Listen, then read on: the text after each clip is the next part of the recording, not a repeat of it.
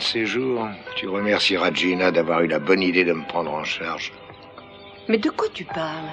Bientôt, tu auras envie d'avoir ta maison et peut-être ta famille. Et ce jour-là, tu n'auras pas à te soucier de ton vieux père qui restera ici sombre et solitaire, sans personne à qui parler. Tu n'es jamais sombre. Oh, je vais te surprendre, mais je le devenais. Je sais que tu n'es pas emballé par l'idée de ce mariage. C'est un euphémisme. J'aimerais que tu surmontes tes griefs pour me faire plaisir. Tu as assez de respect pour moi pour faire ça. Papa, je te respecte plus que n'importe qui d'autre dans le monde. Alors accorde à Gina le bénéfice du doute. Laisse-la être heureuse et essayez d'être amies toutes les deux. Fais ça pour moi. Oui, j'essaierai. Merci, ma chérie. Oh, papa, ce n'est pas pour ça que je voulais te parler.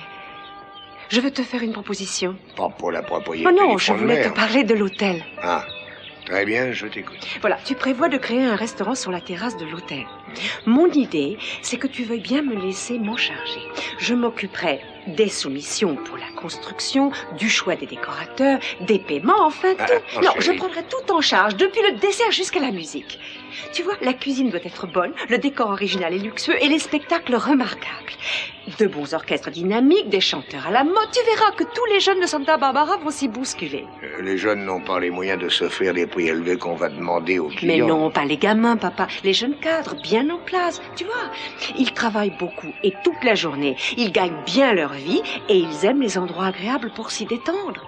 Ils y viendront tous. Alors si tu dis oui, je commence demain matin.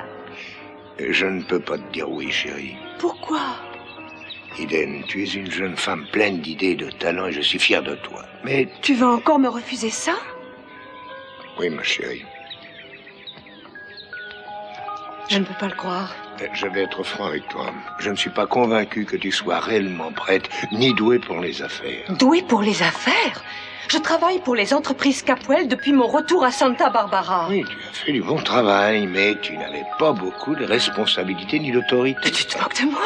Chérie, je ne cherche pas à traverser, mais je n'espérais pas que tu serais capable de diriger de grosses affaires après toutes ces années passées à t'amuser. Je ne m'amusais pas, je m'instruisais. Chérie, tu as besoin de tout apprendre, depuis A jusqu'à Z, sans sauter aucun des stades indispensables. Ça ne serait pas te rendre service que de Je ne te demande pas de faveur, je ferai tout comme tout le monde. Écoute-moi une minute.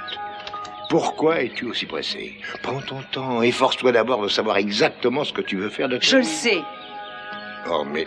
Non, tu n'as pas exploré toutes tes possibilités. Par exemple...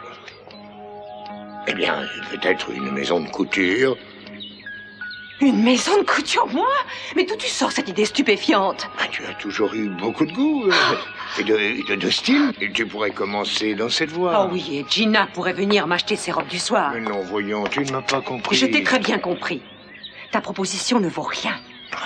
Mais je sais que tu es déçu. Oui, et avoue qu'il y a de quoi. Je te demande une chance et tu me la refuses. C'est ridicule. Je suis prêt à te donner une chance plus tard, mais tu es trop jeune. C'est une mauvaise raison.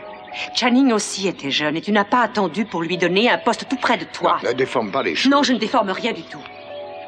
Tu demandes mon respect, mais tu refuses de me donner ton respect. Non, Eden, c'est pas le moment de parler. Si, c'est le moment. Tout est clair au moins à présent. Tu as fini par me dire ouvertement ce que tu pensais vraiment de moi.